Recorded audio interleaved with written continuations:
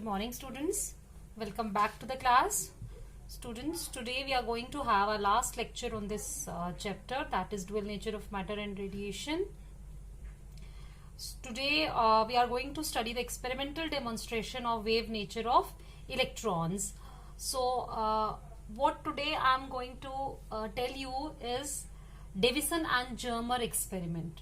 So what Davison and Germer did, the experimental proof or the verification of the de Broglie's statement, de Broglie's hypothesis that matter waves are associated with every moving particle was experimentally verified by Davison and Germer in 1927, and the experiment they performed. Today we are going to discuss that experiment.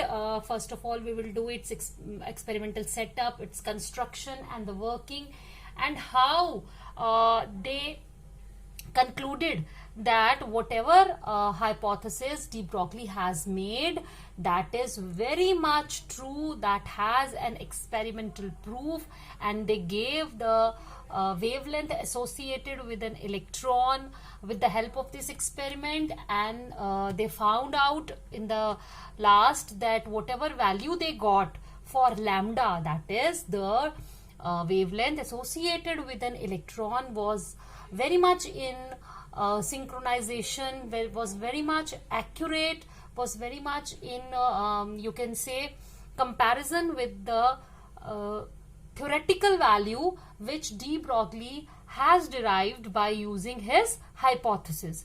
So this is a very, very important question, because this is the most frequently asked question from this chapter in the exam, because it is a long answer. It carries 5 marks, so in the form of 5 marks question also, and sometimes objectives from this experiment are also asked. So please, it's my humble request to all of you, go through this video till end to have the clear picture of Davison and Germer experiment, and whatever notes I will send you, please note them down in your notebooks for your further use, for use during your exams. So let's start. First of all, as the question proceeds, you will see the things will become more clearer. ठीक है, अगर अभी मैंने सब कुछ बता दिया तो आपको समझ नहीं आएगा. मैं जैसे जैसे क्वेश्चन में आगे बढ़ती जाऊंगी, I will explain the things in a better way. ठीक है, तो मैं आपको जहां पर अगर ड्यूरिंग दिस क्वेश्चन, अगर आपको पढ़ते समय या पहले आप अच्छे से वीडियो वॉच करना, इसको समझना, अगर फिर भी if you find any kind of doubt, I have told you many times but I am very sorry to say that no student approaches me for the clarification of doubts. तो अगर आपको इस क्वेश्चन में, इस topic में कहीं पर भी कोई प्रॉब्लम आती है तो you are free to ask me.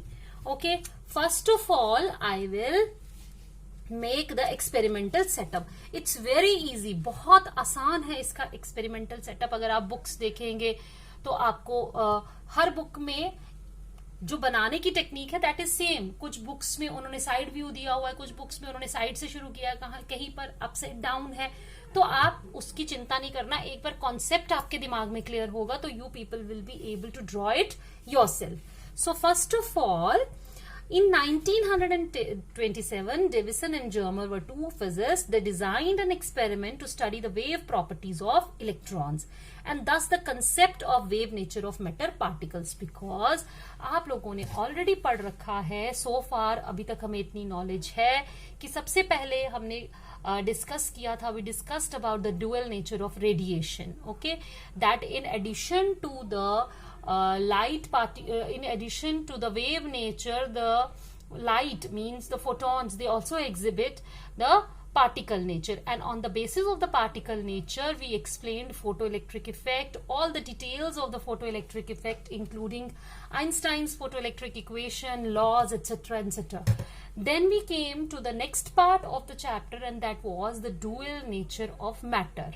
Okay, the first part is the theoretical one, that is de Broglie's hypothesis. De Broglie was the scientist who came up with an idea that if nature loves symmetry and everything is in this universe can be explained in terms of energy and mass. So there must be an equivalence between energy and mass. So if energy has the property of dual nature, if light means energy means, here I am talking about light. If light can show the dual character, that is light can display the particle nature as well as the wave nature, so why not the matter wave, so why not the matter display the particle nature as well as the wave nature. So he was just not sure about the experimental part.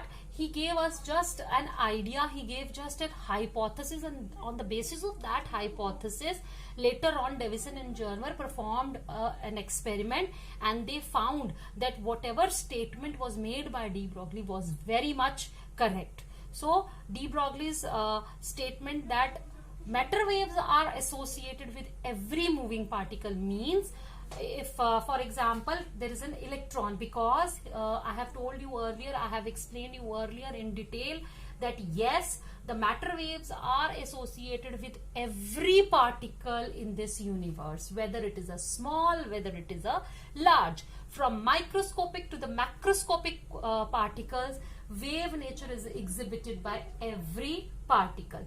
But why the wave nature exhibited by the macroscopic particles is not significant? Because the wavelength associated with larger bodies, with bodies like our mobile, this table, human beings, ball, etc., the wavelength is associated with it, but they are not observable, they are not detectable, so that so we can say that the wave character of these particles, macroscopic particles, is not observable, is not detectable. That is why we can say they do not have significant wavelength, and we ignore their wave characteristics. But when we talk about the subatomic particles, like the particles or electrons, protons, neutrons, so these are the particles, they have very small mass, so the wave length associated with them has a significant value. They show wave nature which is observable, which is detectable, so wave nature associated with them can be observed. And this is exactly what Davison and Germer did in their experiment. So according to the de Broglie's hypothesis, it was very much clear to everybody that wavelength is inversely proportional to mass, it is inversely proportional to velocity. But de Broglie gave us a theoretical formula for calculation of the wavelength associated with electron also. If you remember that formula, it was wavelength is equal to 12.27 upon under root V angstroms. I hope you must have seen the last video. In that video I have done this. If you haven't seen so far, please before doing this go through that, only then you will be able to understand Davison and Germer experiment, because if the order is not followed, the things are not clear to you. ठीक है, तो Davison and Germer is the last thing in this chapter, because Davison and Germer ने क्या किया था कि जो de Broglie ने हाइपोथेसिस दी थी उसी को इन्होंने एक्सपेरिमेंटली प्रूव किया. ठीक है, एक्सपेरिमेंटली प्रूव क्या किया कि डी ब्रॉगली ने हमें वेवलेंथ दे दी, फॉर्मूला दे दिया, वो दे दिया 12.27 upon under root of V angstrom. Means कि वोल्टेज की हम डिफरेंट वैल्यूज डालेंगे तो हमें वेवलेंथ लैम्डा मिल जाएगी. अब डेविसन एंड जर्मर ने कहा कि ये तो थ्योरेटिकल है, हम लोगों ने इसको क्या करना है, प्रूव करना. उन्होंने और वो प्रूफ उन्होंने किया. उसके लिए जो एक्सपेरिमेंटल सेटअप जो उन्होंने अपरेटस यूज किया उसके 3 पार्ट्स थे. सबसे पहला पार्ट है इलेक्ट्रॉन गन. इलेक्ट्रॉन गन उन्होंने कैसे बनाई, उन्होंने क्या किया कि यहां पर एक फिलामेंट लगाया. क्या लगाया, टंगस्टन का फिलामेंट लगाया, और इस फिलामेंट को उन्होंने एक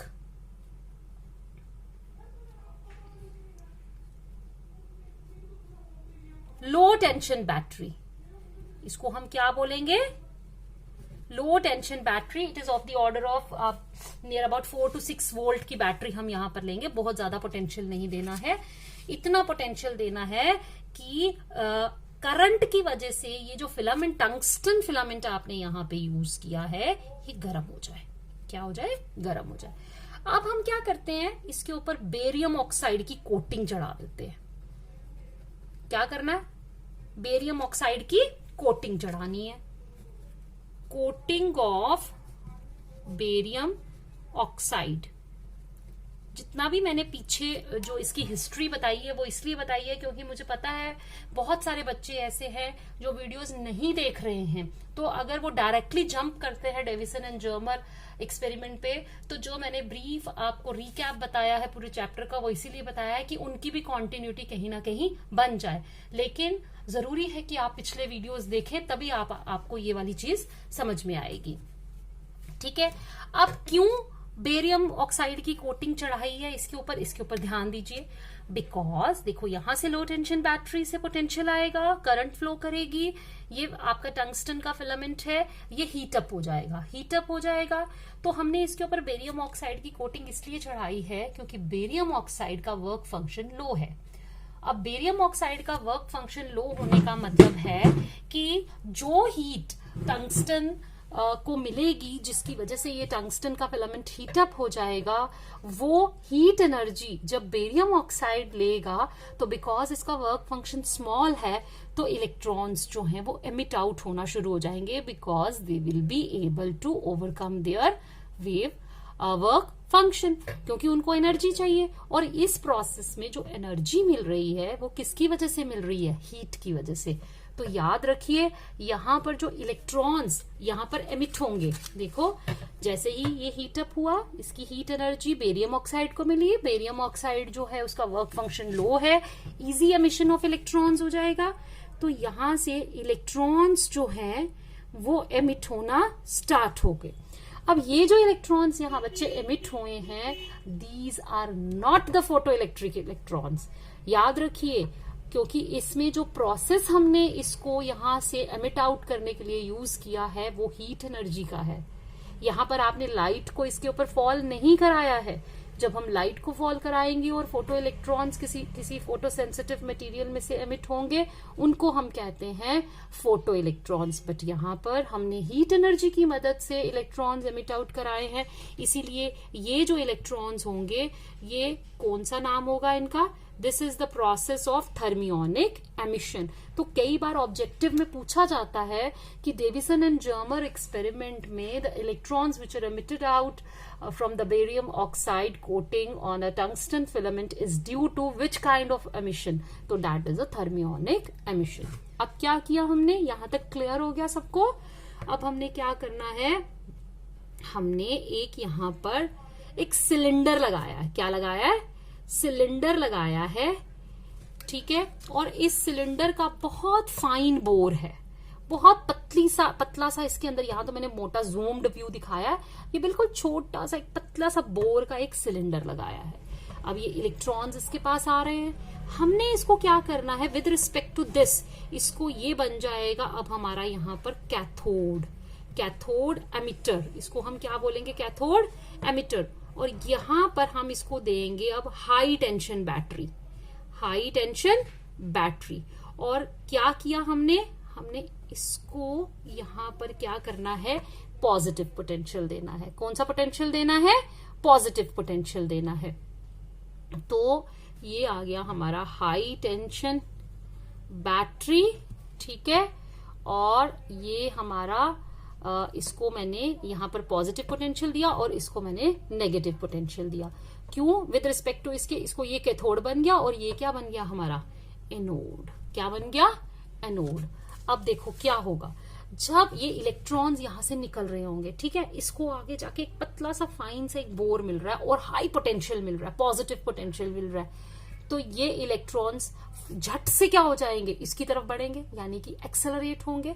तो ये हाई टेंशन बैटरी जो है इसको क्या कर रही है, इसको एक्सेलरेट कर रही है, एक्सेलरेटिंग द इलेक्ट्रॉन्स। आप देखो क्या हो रहा है, इलेक्ट्रॉन्स जो वो झट से और एक बीम यहां पर एंटर हो रही है और क्या हो रहा है, एक बीम की फॉर्म में ये फॉल, क्योंकि जो इलेक्ट्रॉन्स यहां से निकलेंगे थर्मियोनिक एमिशन से वो तो हर डायरेक्शन में होंगे, वो तो कहीं पर भी हो सकते हैं। लेकिन जब हमने ये एक सिलेंड्रिकल ट्यूब लगाई और उसको हाई टेंशन बैटरी दिया, तो उसको हाई पोटेंशियल दिया, उसका मतलब क्या है? उसका मतलब यही है कि हम उसको क्या करना चाहते हैं, हम उसको बेसिकली जो इलेक्ट्रॉन्स निकल रहे हैं उनको एक स्ट्रेट लाइन पाथ देना चाहते हैं। तो हमने उसके लिए क्या किया, इस सिलेंडर के ऊपर हाई पॉजिटिव पोटेंशियल लगा दिया। अब ये high positive potential in electrons को एकदम से एक लाइन में खींच लेगा और यहां से एक इलेक्ट्रॉन की बीम बनती हुई निकलेगी। अब जो बीम इसमें से बाहर आएगी उसके सामने हमने क्या किया, एक निकल का क्रिस्टल रख दिया। क्या रखा है? Nickel crystal. ऐसा नहीं है कि वो डायरेक्टली उन्होंने निकल क्रिस्टल के ऊपर ही जंप किया होगा। हो सकता है डेविसन एंड जर्मर ने पहले बहुत सारे क्रिस्टल्स को यूज कर ये एक्सपेरिमेंट किया हो, लेकिन रिजल्ट्स इतने अच्छे नहीं आए हों, और जब उन्होंने निकल क्रिस्टल यूज किया तो रिजल्ट्स बहुत अच्छे आए। तो दैट इज वाई जो फाइनली हमारे सामने जो हमारे लिए डेविसन एंड जर्मर ने जो एक्सपेरिमेंट दिया उसमें उन्होंने जो क्रिस्टल यूज किया था दैट वाज मेड ऑफ निकल। ठीक है, निकल क्रिस्टल में क्या होता है, देखो अब ये इलेक्ट्रॉन, मैं आपको अलग से भी इसका थोड़ा सा कॉन्सेप्ट दूंगी कि this is a kind of crystal diffraction. इसमें क्या प्रोसेस लगेगा? Crystal diffraction. अभी तक आपने डिफ्रैक्शन पढ़ा है, नो डाउट, वेव ऑप्टिक्स में diffraction is the bending of light. लेकिन उसमें आप क्या करते थे, आपके पास एक सोर्स होता था, सिंगल सोर्स, वहां से आप लाइट को फॉल करवाते थे, और जब लाइट वहां से आती थी तो there was entering of this light into the geometrical shadow region. अगर वहां ऑब्स्टेकल लगा होता था तो, अगर नहीं तो वो लाइट जो है अराउंड द कॉर्नर्स वो बेंड करती थी, जिसकी वजह से हमें डिफ्रैक्शन पैटर्न मिलता था। तो जो अभी तक हमने वेव ऑप्टिक्स पढ़ा है उससे हमारा एक कॉन्सेप्ट क्लियर है कि लाइट जब डिफ्रैक्शन का प्रोसेस दिखाती है तो वो क्या बनाती है, वो मैक्सिमा और मिनिमा बनाती है। क्या बनाती है? मैक्सिमा और मिनिमा।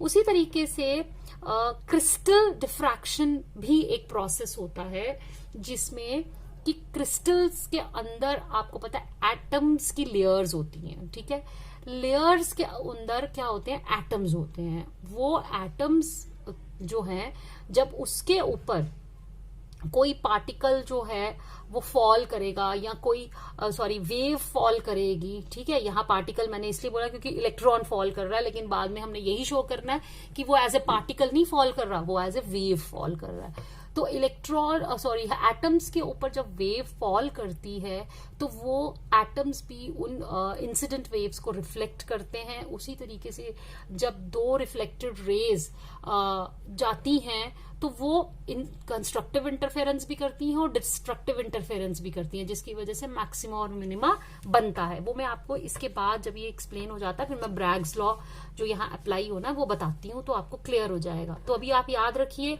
कि निकल क्रिस्टल इसमें क्या शो कर रहा है, इसमें क्रिस्टल डिफ्रैक्शन शो कर रहा है।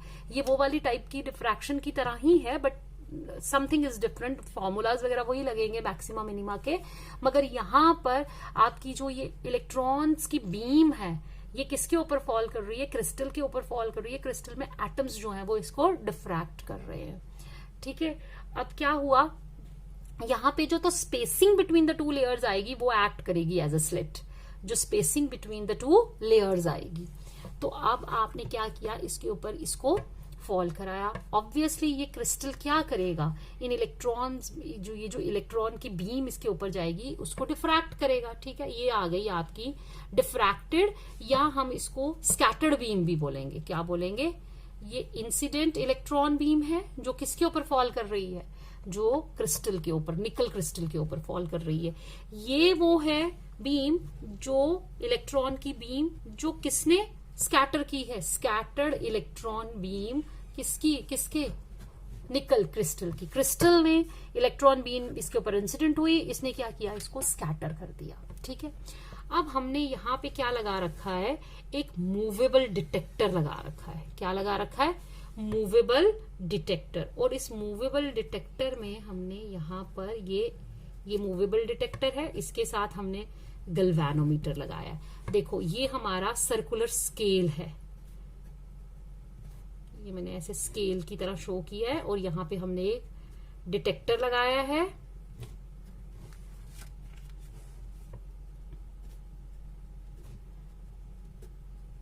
इसको बोलेंगे हम circular scale, this is movable detector, और इसको हम कलेक्टर भी बोलेंगे क्योंकि ये इलेक्ट्रॉन्स को कलेक्ट कर रहा है, एंड दिस इज गैल्वेनोमीटर। ठीक है, अब देखो क्या हुआ, यहां से देखो एक बार फिर से हम करेंगे। यहां से हमने लो टेंशन बैटरी लगाई, लो टेंशन बैटरी ने टंगस्टन फिलामेंट को हीट अप किया, हीट अप टंगस्टन फिलामेंट ने अपनी एनर्जी जो है इसके ऊपर जो कोटिंग हमने लगाई है बेरियम ऑक्साइड की उसको दी, वहां से इलेक्ट्रॉन्स एमिट हुए, वो इलेक्ट्रॉन्स एक हमने सिलेंडर लगाया है with a very fine bore in it, उसको हमने पॉजिटिव पोटेंशियल दिया है, पॉजिटिव पोटेंशियल की वजह से, हाई पॉजिटिव पोटेंशियल की वजह से ये इलेक्ट्रॉन्स इसकी तरफ खिंचे चले आएंगे, एक straight strong beam of electrons incident होगी जो इसमें आएगी, यहां से वो इलेक्ट्रॉन बीम जब बाहर निकलेगी उसको हम फॉल करवाएंगे ऑन ए निकल क्रिस्टल, निकल क्रिस्टल के ऊपर एक इलेक्ट्रॉन्स की बीम इंसिडेंट हो रही है, वहां से क्रिस्टल के जो एटम्स है वो उसको डिफ्रैक्ट कर रहे हैं, और यहां पर ये एक स्कैटर्ड बीम इलेक्ट्रॉन की हमें मिल रही है। ठीक है, अब ये जो इलेक्ट्रॉन की स्कैटर्ड बीम हमें मिल रही है, हमने यहाँ पर एक सर्कुलर स्केल लगाया है और उसके ऊपर एक मूवेबल डिटेक्टर रखा हुआ है। अब ये जो मूवेबल डिटेक्टर है ये क्या कर सकता है, ये यहां से लेकर पूरे सर्कुलर स्केल के ऊपर रोटेट कर सकता है। ठीक है, ये पूरा सर्कल का यहां मैंने ऐसे शो किया है, जबकि ये क्या है, ये पूरा ये यहां से ऐसे ये पूरा है, पर मैंने सिर्फ कुछ पोर्शन इसका दिखाया है।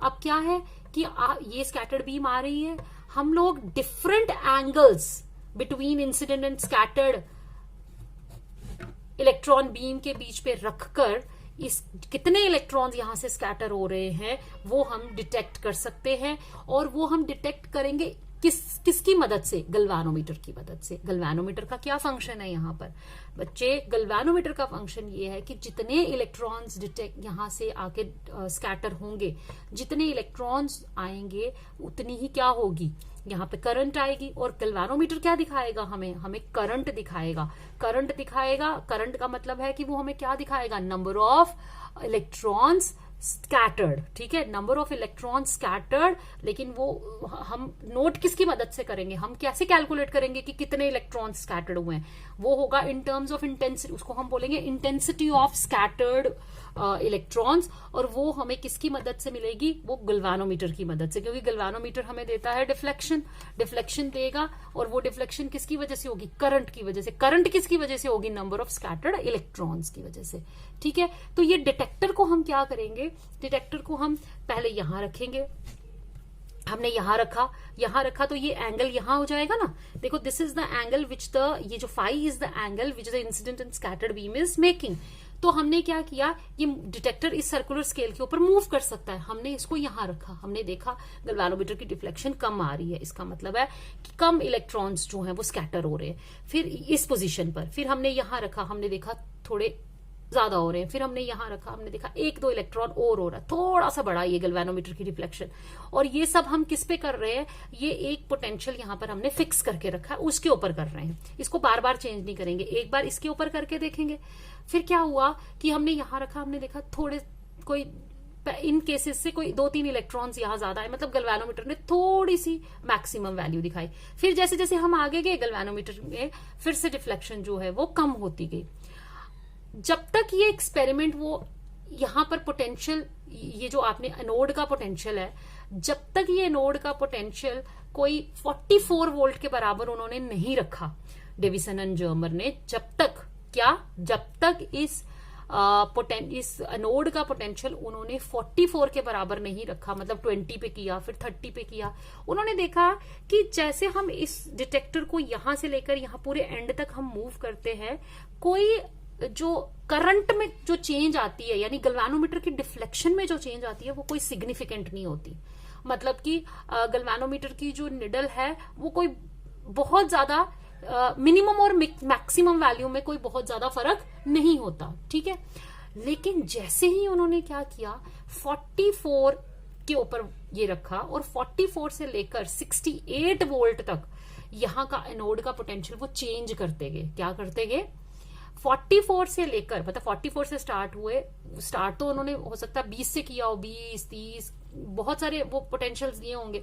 जब एक्सपेरिमेंट करते हैं तो एक ही बार में एक्सपेरिमेंट सक्सेसफुल नहीं हो जाता, बहुत मेथड्स, बहुत ज्यादा उनको उसके लिए टाइम लगाना पड़ता, बहुत सारे ट्रायल्स देने पड़ते हैं। तो जैसे ही वो पोटेंशियल उन्होंने 44 के बाद बढ़ाया, 44 से लेकर 68 तक उन्होंने देखा कि ये जो आपका ये डिटेक्टर है, ये जब हम इसको मूव करेंगे इसके ऊपर एट डिफरेंट एंगल्स, ठीक है, डिफरेंट एंगल्स किसके बीच में, incident and scattered electron beam के बीच में, तो उन्होंने देखा कि 44 से लेकर 68 तक there is a large difference between the minimum and the maximum value of current. यानी कि यहां रखते तो कुछ वैल्यू कम आती, थोड़ा इधर रखते तो ज्यादा आती, फिर इधर रखते तो और आती, लेकिन एक ऐसी पोजीशन आती थी जरूर जिसमें की डिफ्लेक्शन जो थी गैल्वेनोमीटर में वो बहुत ज्यादा होती थी। यानी वहां पे जो करंट आती थी वहां पर, यानी कि जो नंबर ऑफ स्कैटर्ड इलेक्ट्रॉन्स आते थे वो एकदम से राइज कर जाते थे। फिर उसके बाद जब वो आगे आगे बढ़ाते गए तो वो डिक्रीज होते जाते थे। मतलब मिनिमम और maximum value of intensity of scattered electron beam में बहुत ज्यादा फर्क आना शुरू हुआ। ऐसे ही करते करते उन्होंने फिर ग्राफ्स ड्रॉ किए। ग्राफ्स किस किस के बीच में ड्रॉ किए उन्होंने, at different voltages from 44 to 68। कहां से, 44 से 68 वोल्टेज के बीच में उन्होंने ग्राफ ड्रॉ किए, intensity of scattered electron beams versus phi. Phi क्या है, angle between the incident and the scattered beam. क्योंकि अब वो इंटेंसिटी जो मेजर कर रहे हैं वो किसको वेरी करके कर रहे हैं, वो फाई को वेरी करके करेंगे। पहले उन्होंने किया 44 पे बनाया, ठीक है, 44 वोल्ट पे उन्होंने ग्राफ बनाया। 44 वोल्ट पे एक ग्राफ, जैसे यहां पर मैं बताती हूँ आपको, जैसे उन्होंने क्या किया कि ये मैंने सारा कुछ इसमें लिखा हुआ है, ये सारी सिर्फ इसकी डिस्क्रिप्शन ही है। उन्होंने क्या किया कि ये ले लिया 44, ठीक है, वोल्ट पे, ये हमने फाई लिया है यहां पर, और ये इंटेंसिटी ऑफ जो स्कैटर्ड इलेक्ट्रॉन। तो उन्होंने देखा जब उन्होंने ग्राफ बनाया तो उसमें ये इस तरीके से पीक आई, ठीक है, इस तरीके से। तो ऐसे करते करते जब ये ग्राफ किस पे वोल्टेज पे बना, 54 वोल्ट, कितना, 54 वोल्ट, और यहां पे इंटेंसिटी, और ये आपका स्कैटर्ड एंगल है, ठीक है। तो उन्होंने देखा कि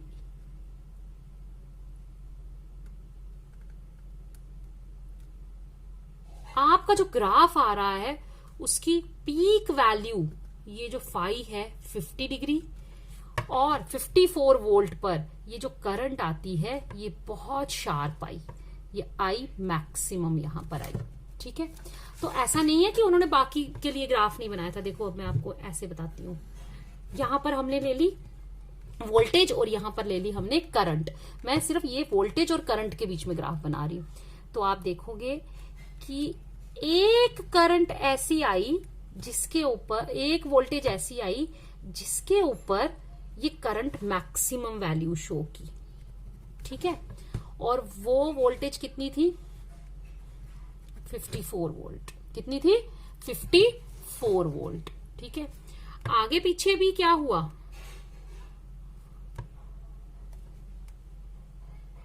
ये सॉरी, हम ये इसको फाई के साथ बनाते हैं, ठीक है, किसके साथ, फाई के साथ। तो ये आ गया 50 डिग्री, वोल्टेज नहीं, वोल्टेज हम यहां वेरी नहीं कर रहे, हमने ये एट 54, एक ही वोल्टेज का ग्राफ हम स्टडी करते हैं, ठीक है।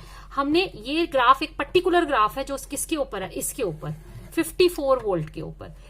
ग्राफ्स उन्होंने बहुत सारे बनाए, 54 पे बनाया, 44 पे बनाया, 64 पे बनाया, 68 पे बनाया, लेकिन फाइंड आउट किया कि ये जो ग्राफ था इट वाज द बेस्ट, ये सबसे अच्छा ग्राफ बना। क्यों, क्योंकि जो इसमें पीक वैल्यू आई ना करंट की, अब देखो उन्होंने क्या किया, यहां पर ले लिया फाई, करंट वोल्टेज को रख दिया उन्होंने फिक्स, वोल्टेज को किया 54 वोल्ट पे फिक्स, ठीक है, 54 वोल्ट पे फिक्स करके उसके बाद ये जो एंगल है, यानी कि यहां से आपने एनोड का पोटेंशियल 54 दे दिया, अब इस एंगल को चेंज करना शुरू किया।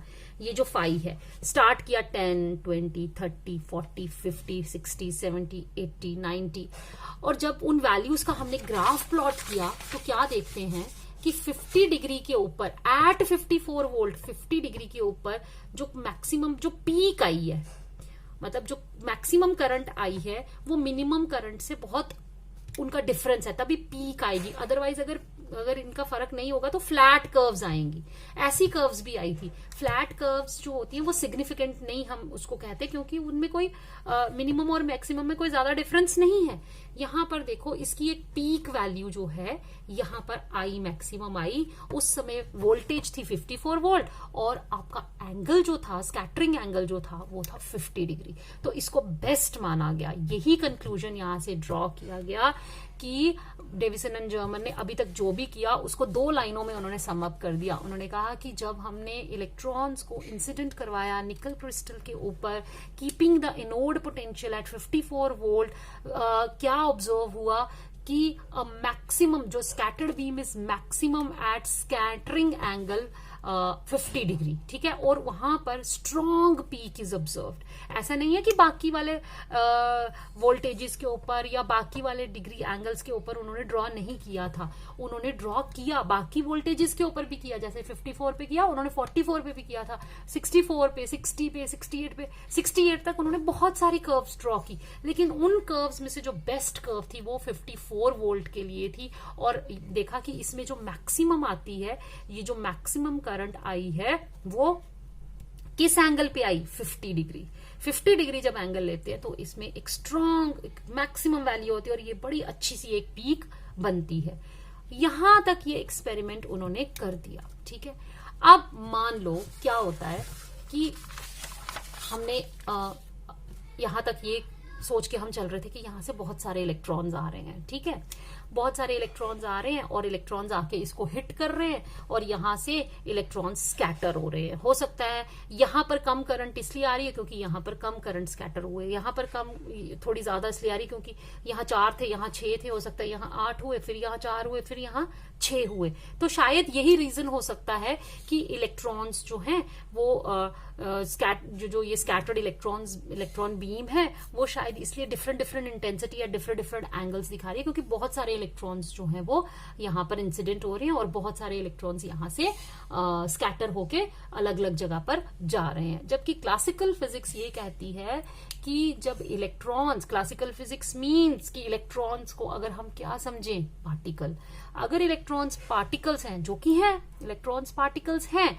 तो जब इलेक्ट्रॉन्स इस क्रिस्टल से यहां से स्कैटर होंगे तो वो सारे के सारे, ये जो इलेक्ट्रॉन की बीम एक स्कैटर होगी यहां पर आएगी तो वो एक ही जगह पर जाके अटैक करेगी, वो बाकी जगह पर नहीं जाएगी। मतलब अगर करंट इस जगह पर है, इंटेंसिटी इस जगह पर है तो बाकी जगह पर नहीं होनी चाहिए, मगर ऐसा हो रहा है। और इसकी पिक्चर क्लियर तब मैं आपको समझाने के लिए एक और एग्जांपल देती हूँ कि मान लीजिए हमने क्या किया कि हमने एक ऐसा अपैरेटस डिजाइन किया है जिसमें एक टाइम पे सिर्फ एक ही इलेक्ट्रॉन इस ये जो आपका सिलेंडर है इसमें एंटर कर रहा है, ठीक है।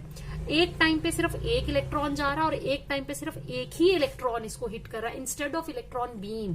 होता तो इलेक्ट्रॉन बीम के साथ भी सिमिलर है, लेकिन समझने के लिए कि अगर इलेक्ट्रॉन बीम यानी बहुत सारे इलेक्ट्रॉन्स के बजाय सिर्फ एक ही इलेक्ट्रॉन एक टाइम पे इसके ऊपर अटैक कर रहा है, तो फिर ऐसा होना चाहिए कि अगर एक इलेक्ट्रॉन है तो वो सिर्फ एक ही पोजीशन पे जाएगा ना। अगर वो पार्टिकल है, आपने एक पत्थर मारा है तो एक पत्थर जो है वो आप एक पर्टिकुलर डायरेक्शन में मारोगे तो वहीं रुकेगा ना, वो एक आगे पीछे तो नहीं जाएगा। हाँ, वो जा सकता है अगर वो पत्थर क्या करे, टूट जाए। अगर आप एक पत्थर कहीं फेंकते हो और उस पत्थर के क्या हो जाते हैं, बहुत सारे टुकड़े हो जाते हैं, तो कोई टुकड़ा यहाँ गिरेगा, कोई यहाँ गिरेगा, कोई यहाँ गिरेगा, कोई यहाँ गिरेगा। लेकिन हम क्या फेंक रहे हैं, हम इलेक्ट्रॉन फेंक रहे हैं। हमने इलेक्ट्रॉन यहां से फेंका, यहां से इलेक्ट्रॉन जो है वो यहां जाए। यस, मैं क्या, और देखा उन्होंने कि सेम वही पैटर्न ऑब्जर्व हुआ दोबारा एक इलेक्ट्रॉन के साथ भी। यहां पर इंटेंसिटी, यहां पर डिफरेंट जगहों पर different intensity of electron beam, electron की आई, ठीक है। तो उन्होंने डेविसन एंड जर्मन ने फिर पूछा कि बताइए अगर इलेक्ट्रॉन एक पार्टिकल की तरह बिहेव कर रहा होता तो इलेक्ट्रॉन या तो इस जगह स्ट्राइक करता या इस जगह स्ट्राइक करता या इस जगह करता, मतलब एक ही पोजीशन पे स्ट्राइक करता ना। और आप सबको पता है इलेक्ट्रॉन इज अ सब एटॉमिक पार्टिकल, इलेक्ट्रॉन के फर्दर टुकड़े नहीं हो सकते। ऐसा तो नहीं है इलेक्ट्रॉन यहां गया और बिखर गया छोटे छोटे पार्टिकल में, फ्रेगमेंट्स में, कोई फ्रेगमेंट कहीं गिर गए, नहीं।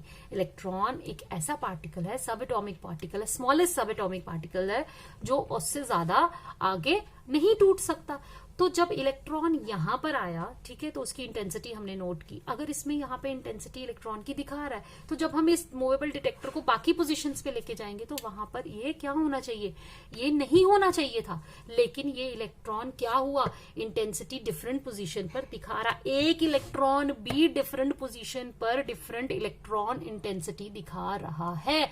और ये तभी पॉसिबल हो सकता है जब इलेक्ट्रॉन एक पार्टिकल की तरह नहीं, एक वेव की तरह बिहेव कर रहा है। कैसे बिहेव कर रहा है, एक वेव की तरह बिहेव कर रहा है। क्योंकि लास्ट चैप्टर में वेव ऑप्टिक्स में आपको मनमीत मैम पढ़ा चुकी हैं कि जब ए लाइट की वेव जो है वो कंस्ट्रक्टिवली इंटरफेयर करती है तो इंटेंसिटी मैक्सिमम हो जाती है, और जब वो डिस्ट्रक्टिवली इंटरफेयर करती है तो इंटेंसिटी मिनिमम हो जाती है। यहां पर भी क्या हो रहा है, जब आप मूवेबल डिटेक्टर को डिफरेंट एंगल्स के ऊपर लगा के देख रहे हो तो कुछ पोजीशंस पर इंटेंसिटी कम है इलेक्ट्रॉन्स की, कुछ पोजीशन पे ज्यादा है और कुछ पोजीशन पे मैक्सिमम है, मतलब कुछ पोजीशन पे मिनिमम बन रही है।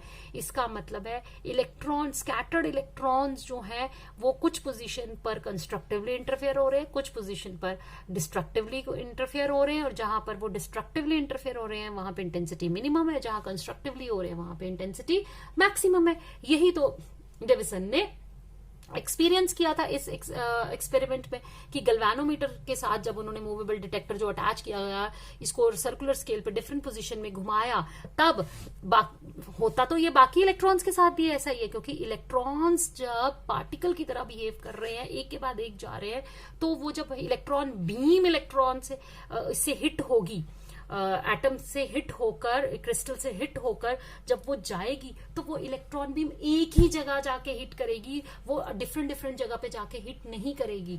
तो अगर हम इलेक्ट्रॉन बीम को छोड़े एक इलेक्ट्रॉन की बात करें, अब एक इलेक्ट्रॉन के साथ तो सिंपल हो जाता है ना समझना कि एक इलेक्ट्रॉन टूटेगा नहीं, एक इलेक्ट्रॉन एक टाइम पर एक ही जगह जाकर जो है वो प्रेजेंट होगा। अब एक इलेक्ट्रॉन यहां भी है एट द सेम टाइम पूरे सर्कुलर स्केल पर एट डिफरेंट पोजीशंस तो नहीं प्रेजेंट हो सकता, लेकिन हो रहा है।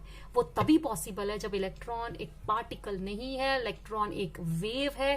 और वेव किसी पोजीशन पर जहां पर मिनिमम है वहां पर डिस्ट्रक्टिव इंटरफेरेंस शो कर रही है, जहां मैक्सिमम है वहां पर कंस्ट्रक्टिव इंटरफेरेंस शो कर रही है।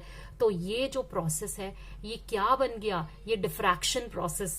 इसको हम यहां पर एक्सप्लेन करेंगे कि इलेक्ट्रॉन्स जो हैं they are showing the process of diffraction, and diffraction is a property of wave, not the property of a particle. Hence, the wave nature of the electron is established by this experiment so far. अब आई बारी mathematical part की कि mathematically हमने अब कैसे prove करना है कि वेवलेंथ इसके साथ एसोसिएटेड और कितनी वेवलेंथ इसके साथ एसोसिएटेड है। तो लेट्स फाइंड आउट। ठीक है, अब हम करेंगे, हम लिखेंगे calculation of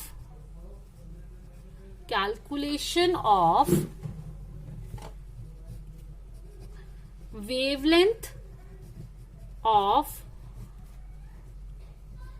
electron by Davison and Germer। ठीक है, इसके लिए सबसे पहले मैं आपको थोड़ा सा आइडिया दूंगी किसके बारे में, ब्रैग्स लॉ के बारे में। ठीक है, तो ब्रैग्स लॉ क्या है ये देखो। अब हम पहले पढ़ेंगे ब्रैग्स लॉ। ब्रैग्स लॉ में हमने लिया, ये ले ली हमने, ठीक है, ये एटम्स आ गए हमारे।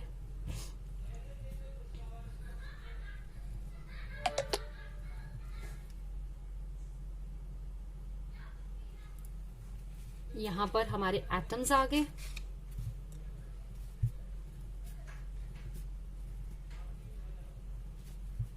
This is D, inter atomic spacing. D क्या होता है, inter atomic spacing. Inter atomic spacing का मतलब है इन दोनों लेयर्स के बीच की जो जगह है, स्पेसिंग है। ठीक है, अब क्या हुआ, इसके ऊपर हम ये एक रे इंसिडेंट हुई, ठीक है, और यहां से ये क्या हो गई, ये इंसिडेंट, और ये आ गई आपकी रिफ्लेक्टेड। ठीक है, अब एक और ले लेंगे हम, इस एटम के ऊपर, ये यहां से गई और ये रिफ्लेक्ट हो गई, ये भी इंसिडेंट और ये दूसरी रिफ्लेक्टेड। अब दो रिफ्लेक्टेड रेज, ठीक है, ये इंसिडेंट आई, दो रिफ्लेक्टेड रेज जो हैं वो या तो कंस्ट्रक्टिवली इंटरफेयर करेंगे या डिस्ट्रक्टिवली इंटरफेयर करेंगे। आपने अभी देखा कि इस वाले हमारा जो हमने एक्सपेरिमेंट किया था, हमने जो इसका एक्सपेरिमेंट हमने अभी पढ़ा, उसमें इंसिडेंट और स्कैटर्ड यानी रिफ्लेक्टेड बीम के बीच में जो एंगल बन रहा है वो कितना है, वो है फाई। वो कितना होता है, फाई। और इंसिडेंट और इस लेयर के बीच में जो एंगल है वो कितना है, थीटा।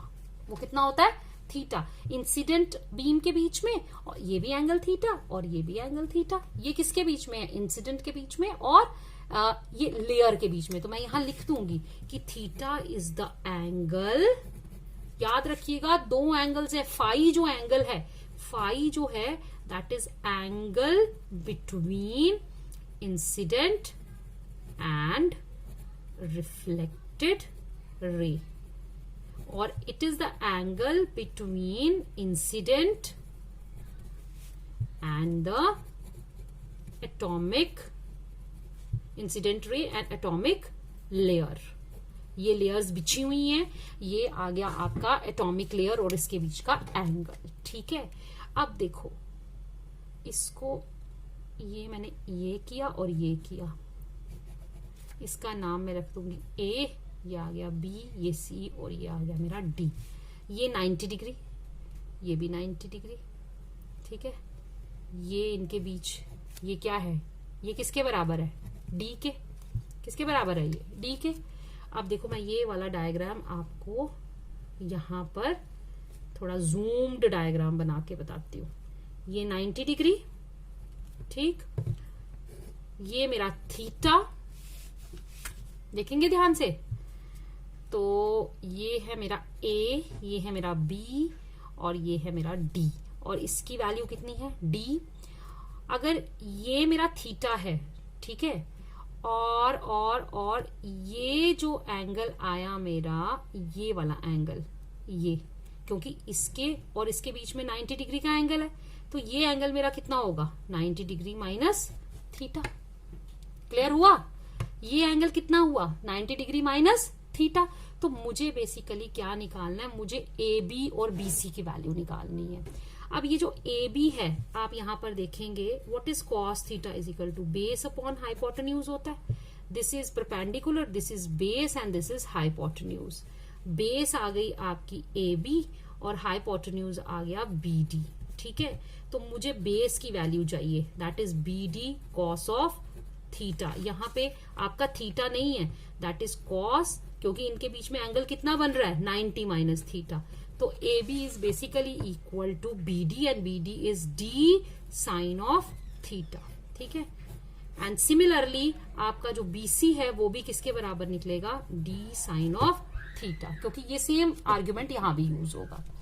अब आ जाओ, अब आप एक बार फिर से, अब आपको ये मुश्किल नहीं लगना चाहिए क्योंकि ये दो वेव्स यहाँ पर रेज मैंने बनाई हैं, ये इन दोनों के, ये सिर्फ मैंने अभी इसका वाला पोर्शन आपको एक्सप्लेन किया। अब देखो, आपने वेव ऑप्टिक्स में पढ़ा है कि ये दो वेव्स, ठीक है, constructively, conditions for constructive interference and conditions for destructive interference. तो कंस्ट्रक्टिव इंटरफेरेंस के लिए क्या होता है, फॉर कंस्ट्रक्टिव, आपको अगर एग्जाम में आए तो आपको ये वाला पार्ट वहां पर एक्सप्लेन करने की जरूरत नहीं है, आपकी सिर्फ ये अंडरस्टैंडिंग के लिए, क्योंकि जो कंडीशन मैं यहां पे लगाऊंगी, ब्रैग्स कंडीशन, वो आपको पता होनी चाहिए कि आई कहां से। For constructive interference, all of you know कि जो पाथ डिफरेंस होता है between the two interfering waves, that should be equal to n into lambda. होता है ये, याद करिएगा अगर पढ़ा है तो। सब पढ़ाया है आप लोगों ने, कितना पढ़ा है वो आपको खुद ही पता चल जाएगा। जब आप चीजें समझते हैं और पीछे से पढ़ा नहीं होता है आपने, तो आपको खुद ही पता चल जाता है कि हमारा कुछ गैप आया है। तो प्लीज इसको ध्यान से देखिए। Path difference is equal to n into lambda, where n stands for the order, lambda is the wavelength, ठीक है। अब मुझे बताओ, ये जो दो वेव्स हैं इनमें पाथ डिफरेंस कितना है। देखो पाथ डिफरेंस कैसे निकलता है, एक्स्ट्रा पाथ जो इसने कवर किया, इस वेव ने ये यहां से यहां गया, ये वेव यहां से यहां गई। अब जो ये दो वेव्स ने एक्स्ट्रा, ये देखो एक्स्ट्रा पाथ कौन सा है, एक्स्ट्रा पाथ आपका आया, मैं इसको यहां से कट किया, इसको यहां से कट किया, ठीक है, ये देखो। तो जो एक्स्ट्रा पाथ इन्होंने, ये देखो ये दो पैरेलल है, ये दो पैरेलल है, ठीक है। तो इन दोनों ने जो ये इंसिडेंट और ये रिफ्लेक्टेड, इन दोनों ने जो एक्स्ट्रा पाथ कवर किया है वो है ए बी और बी सी। पता चला कैसे एक्स्ट्रा पाथ क्या कवर किया है इन्होंने। ये इतना यहां से ये गई, यहां से ये जो ये एक्स्ट्रा पाथ इन्होंने कवर किया, क्योंकि हम इनको कट करते हैं, ये पैरेलल, ये जो पाथ डिफरेंस इन इंसिडेंट और इनके बीच में रिफ्लेक्टेड जो दो रेज आ रही हैं आपकी, उनके बीच में जो एक्स्ट्रा पाथ इन्होंने कवर किया है, एक्स्ट्रा पाथ इसने क्या कवर किया, ये है ना आपकी, ये रिफ्लेक्टेड, ये दो, इन्हीं के बीच में इंटरफेरेंस हो रही है। इन दो रेज ने जो एक्स्ट्रा पाथ कवर किया है इन यहां से आने के दौरान, वो कौन सा है, ये तो सीधा अपने रास्ते गई, ठीक है। एक्स्ट्रा पाथ होता है कि जितना ये है इसके पैरेलल आप कट कर दो, जो बाकी बच गया, इसने बाकी ये इंसिडेंट रे ने यहां तक पहुंचने के लिए बाकी पाथ कितना कवर किया, इसके एक्सेस में कितना पाथ कवर किया है, वो है A B plus B C. That is A B plus B C is equal to N into lambda, ठीक है। अब मेरे को बताओ, यहां से मैंने ए बी और बी सी की वैल्यू निकाल रखी है, that is D sine theta plus D sine theta, it is equal to N into lambda. ये मेरा आ गया 2d sine theta is equal to N lambda. यही है ब्रैग्स कंडीशन। ये क्या है, ब्रैग्स कंडीशन। अब याद रखो कि जो ये थीटा है यहां पर, ये फाई नहीं है, theta is the angle which the incident ray makes with the atomic layer, ठीक है। अब हम इस ब्रैग्स कंडीशन को अप्लाई करेंगे on Davisson and Germer experiment. कैसे, अब आप देखो कि हमने यहां पर मैं लिखूंगी अप्लाइंग, ठीक है। आपने ये जो मैंने पार्ट करवाया है ना, this is all for your understanding. हमने जो मैंने ये जो पार्ट करवाया आपको यहां तक, ये जो है ये पोर्शन, ये आपकी फॉर अंडरस्टैंडिंग है। किसके लिए है, फॉर अंडरस्टैंडिंग। अगर एग्जाम्स में आए तो आपको इसको लिखने की जरूरत नहीं है, इट्स अप टू यू। अगर आप लिखना चाहें तो लिखिए, नहीं लिखना चाहें तो इसके कोई आपको एक्स्ट्रा मार्क्स नहीं मिलेंगे। Applying Bragg's condition on Davisson and Germer experiment. तो सबसे पहले तो मुझे थीटा निकालना है, ठीक है। थीटा के लिए देखो मैंने क्या करना है अब यहां पर, अब देखो ये हमारा, ये मैंने नॉर्मल बना दिया, ठीक है। ये दिस इज हियर, ये क्या बन गया हमारा नॉर्मल। तो बताओ अगर ये पूरा एंगल फाई है तो ये एंगल ऑफ इंसिडेंस हो गया 5/2 और ये हो गया मेरा रिफ्लेक्शन भी कितना हो गया 5/2। तो अब आपको अगर यहां इस डायग्राम से ये दिख रहा है कि एंगल थीटा प्लस फाई किसके बराबर है, देखो from the above diagram, let's see, ये डायग्राम आप बना सकते हो, ठीक है। फ्रॉम, क्योंकि ये तब तक आपको समझ नहीं आएगा, बुक्स ने तो लगा दिया हुआ है लेकिन आपको समझ, ठीक है। Is it clear. अब हम calculation of lambda using de Broglie's hypothesis। आपको पता है कि जो हमारा लैम्डा ऑफ इलेक्ट्रॉन, ठीक है, wavelength associated with electron, de Broglie ने दिया था 12.27 अपॉन √v एंगस्ट्रॉम। और √v की जगह हम यहां पर, हमें पता है हमने कितनी वोल्टेज ली थी, 54 एंगस्ट्रॉम। जब हम ये वैल्यू सब्स्टिट्यूट करेंगे तो आंसर आएगा this was experimental and this was theoretical. So आपने क्या कंक्लूड किया यहां पर, एक्सपेरिमेंटल दी थी हमें डेविसन एंड जर्मर ने और थ्योरेटिकल दी थी डी ब्रॉगली ने। तो from above it is concluded that experimental value of wavelength of matter waves associated with electron is very much close to the value of wavelength calculated theoretically. Hence,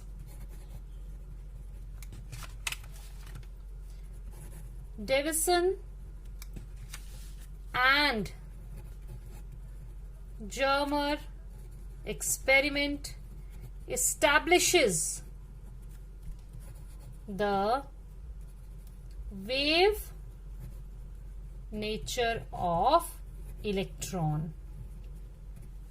Okay, wave nature of electron.